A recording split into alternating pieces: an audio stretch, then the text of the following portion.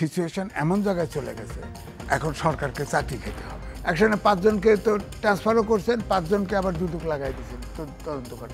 আমরা জানি এনবিআর এর 80% লোকের দুদক লাগাই দিলে ধরা খায় যাবে। গার্মেন্টস ভেঙে পড়লো সাভারে, বলে বিএনপির লোকজন ধাক্কা দিয়ে ওটা ভেঙে ফেলছে, বলছিল না? ওই দিন মির্জা আলমগীর সাহেব সহ যারা আমলারা আসছিল ওই মিটিংয়ে, তাদের সবার চাকরি খায় দেওয়া উচিত ছিল। সরকারের দুর্বলতার সুযোগ নিয়ে তারা একদম রাষ্ট্র অচল করে দিচ্ছে। এবং আপনি জানেন যে 88% বাজেটের টাকা আসে কিন্তু এনবিআর দেয়। 5 লক্ষ যে বাজেট হয়েছে, 5,66,000 কোটি টাকার যে বাজেট আমরা দিছি, তার মধ্যে 4,99,000 কোটি টাকা কিন্তু এনবিআরকে দিতে হবে। সারা বছরের যে ট্যাক্স আদায় হয়, সবচেয়ে বেশি আদায় হলো জুন মাসে। এখন প্রত্যেক দিন প্রায় 2,500 কোটি টাকা আমরা লুজ করতেছি।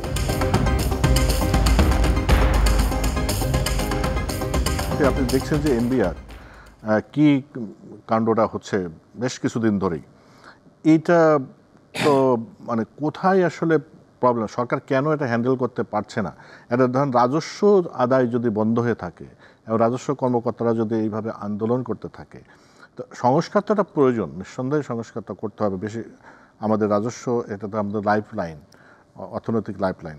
তাই সর্বশেষ যেটা আমরা দেখলাম যে সরকার এই সেবাকে এসেনশিয়াল সার্ভিস হিসেবে ঘোষণা করে কঠোর ব্যবস্থা নেওয়ার হুঁশিয়ারি দিয়েছে, যে আন্দোলন থেকে তাদেরকে সরে যেয়ে কাজে যোগদান করার কথা বলেছে, এবং তাদের যে দাবি দেওয়া তারা বিবেচনা করে দেখবে, যেটা যৌক্তিক সেটা করবে। তা আপনার কাছে যেটা জানতে চাই সেটা হলো যে এটা তো সমাধান হওয়া দরকার। সরকার কি ইফেক্টিভলি এটা হ্যান্ডেল করছে বলে মনে হয়? দেখেন, ইফেক্টিভলি হ্যান্ডেল যদি বলেন তাহলে করতে পারে নাই, কারণ সিচুয়েশন এমন জায়গায় চলে গেছে, এখন সরকারকে চাকরি খেতে হবে। এটাও অবাস্তব, এটাও অসম্ভব। কারণ শুরুটা হয়েছে, আপনি খেয়াল করে দেখেন যে এনবিআরকে ভেঙে দিছে, 2 ভাগ করা হয়েছে, একটা পরিকল্পনা আর একটা হলো ট্যাক্স, দুইটাকে আলাদা করবে। কিন্তু সমস্যা হচ্ছে এনবিআর এর লোকরা ওখানে 2টা আমলা বসায় দিবে, এই জায়গা হলো মূল আপত্তিটা। অর্থাৎ ব্যবসায়ীরা বলছে যে ওনারা তো ঘুষ খান, এখন এইটা ঘুষ, ওই যে আমলা মাঝখানে বসলে হয়তো ভাগ পায়, অথবা ঘুষ খাইতে পারে না। এনবিআরে বলেন প্রত্যেকটা জায়গায় রন্ধে রন্ধে দুর্নীতি। আপনি সংস্কার করেন, এটা তো যৌক্তিক যে আপনি 2টাকে আলাদা করে দিলেন, কিন্তু ওখানে আপনি ডেমোক্রেটিক কান্ট্রিতে আইন আছে, যেমন সরকারি কর্মচারী এইভাবে স্ট্রাইক করতে পারে না। হ্যাঁ, আরবিতে করলে থাকতো একটা চাকরি, ওদেরও সার্ভিস হলে ওদেরও চাকরি থাকে না, চাকরি খাওয়ার তো ক্ষমতা, কারণ আমতা দিয়ে আছে। আপনি হঠাৎ করে রাত্রে প্রজ্ঞাপন জারি করলেন কেন? এনবিআর বিলুপ্ত, 2 ভাগে বিভক্ত হবে। আপনি একটু পলিটিক্যাল গভর্নমেন্ট হলে যেটা করতো, এনবিআর এর বিশেষ বিশেষ লোককে এনে কথা বলে নিত, কথা বলে নিয়ে যে তোমরা ভাগ করো বা আন্ডারস্ট্যান্ডিং করে। কমিশন করা হয়েছিল, কিন্তু এনবিআর এর লোকজনই এটার সাথে ছিল, সাবেক যে এনবিআর চেয়ারম্যান এবং যারা বিশেষজ্ঞ তারা মিলেই কিন্তু এই সুপারিশটা দিয়েছে। সরকার এটা পরে প্রজ্ঞাপন, যেটা সরকার যেটা হয়তো এটা করার জন্য যে একটু সেন্সিটাইজ করতে হয়, একটু সমাজে এটা বাতাসটা দিতে হয় বা আলোচনা করতে, সেটা হয়তো করে নাই, কিন্তু এটা একটা কমিশন গঠন করে কিন্তু করেছে। আমি বলবো সরকার অতিরিক্ত হামলা করছে। রাত্রেবেলা প্রজ্ঞাপন দিল কেন? তখন তো তারা অফিসেও ছিল না। আপনি কমিশনের রিপোর্ট হয়েছে, দিনের বেলা দিলে বা কি পার্থক্য হতো? জিনিসটা একই হতো। পার্থক্য একই হতে পারতো, কিন্তু আমার কথা হচ্ছে যখন কমিশন একটা রিপোর্ট দিছে এনবিআর বিলুপ্ত করবেন একটা অর্গানাইজেশন, এখানে 2 ভাগ করলেন ফাইনালি, আপনি তাদের সাথে আলাপ করতেন, তাদের অ্যাসোসিয়েশন 2-4-5 জনের সাথে কথা বলতেন, কাউকে দায়িত্ব দিতেন অন্তর্বর্তীকালীন সরকার, তাহলে এটা সহজে সমাধান হতো। এখন যে জায়গায় চলে গেছে, 5 জনের বিরুদ্ধে দুদক লাগাই দিছে। আপনি যদি বলেন চাকরি খাওয়া, এখন তো বাজেট দিয়ে ফেলছে, বাজেটের 60-70% হচ্ছে এনবিআর এর দায়িত্ব ট্যাক্স থেকে রেভিনিউ আর্ন করা। এ তো এখন তো পুরাটা স্থবির।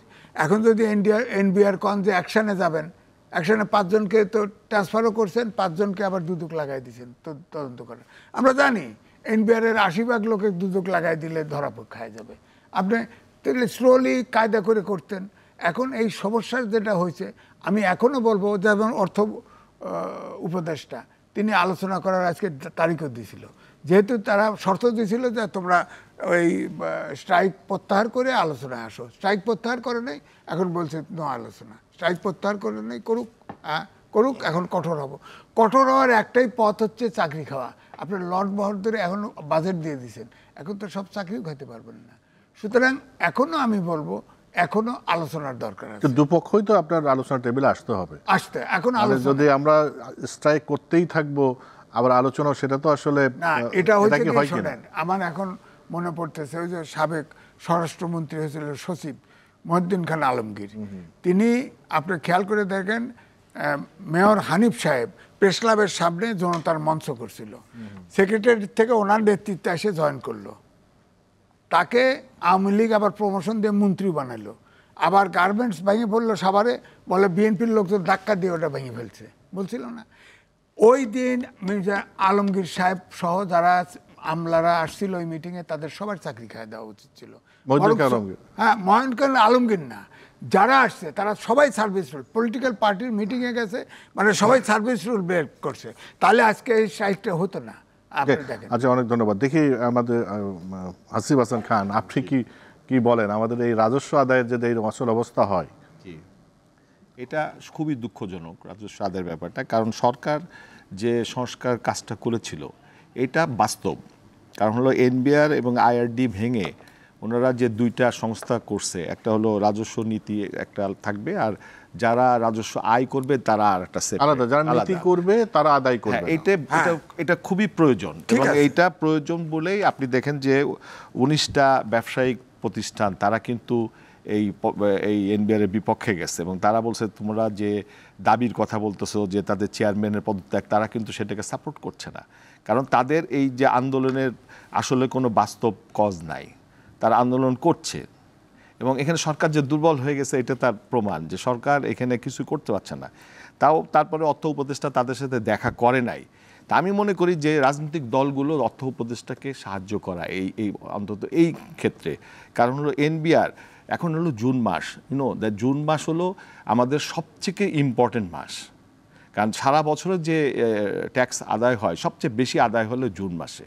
এখন প্রত্যেক দিন প্রায় 2,500 কোটি টাকা আমরা লুজ করতেছি, এবং এই জুন মাসে আমরা যাতে ট্যাক্স আদায় হয় ঠিক মতন, এই জন্য আমরা এই যে শনিবারে অফিস করার কথা, শনিবারে তারা কমপ্লিট শাটডাউন করে বসে আছে। এটা তো তাদের দেশের প্রতি তাদের তো একটা দায়িত্ববোধ থাকতে হবে, এই রাষ্ট্র তো তাদেরকে চাকরি দিয়েছে, আর রাষ্ট্রের প্রতি তো তাদের একটা অব্লিগেশন থাকতে হবে, এবং তাদের ব্যক্তিগত ক্যারেক্টার সম্বন্ধে আমরা সবাই জানি যে এনবিআর এর লোক এরা কি করে।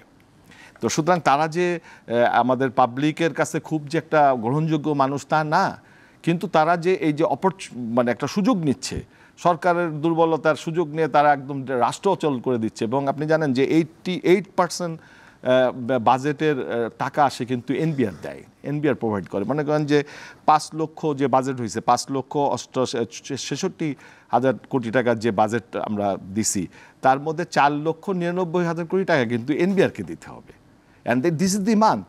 এবং আপনি জানেন যে জাহাজ চট্টগ্রাম বন্দর থেকে চলে যাচ্ছে, because there is no container, মানে আপনার ইয়ার থেকে যে কন্টেনার যাবে, মানে অনেক জায়গায় প্রভাব তো মানে সুদূর প্রসারী এবং সাংঘাতিক প্রসারী, কিন্তু এই সমাধানটা খুব দ্রুত দরকার। এটা সমাধান দ্রুত দরকার। সব ব্যবসায়ীরা কিন্তু একযোগে বলছে যে ব্যবসা বাঁচান, এই জিনিসটা যে বলেছেন। এবং আমার মনে হয় যে পলিটিক্যাল, আমি যেটা পিপলস পাওয়ারে বলছি, পলিটিক্যাল দল হলো পিপলস পাওয়ার, সো তাদেরও উচিত যে এখানে সরকারকে এই অন্তত একটা পয়েন্টে সরকারকে সাপোর্ট করা। সরকারকে যদি তারা সাপোর্ট করে তাহলে দেখবেন যে এরা ঠিক হয়ে গেছে। তাই এসেনশিয়াল ঘোষণা করা হয়েছে, অত্যাবশ্যকীয় ঘোষণা করা হয়েছে, সরকার কঠোর ব্যবস্থা দিকে যাওয়া উচিত, এবং আমাদের সকলকে তাকে সাপোর্ট দেওয়া উচিত, গভর্নমেন্টকে সাপোর্ট দেওয়া উচিত, অন্তত এই পয়েন্টে।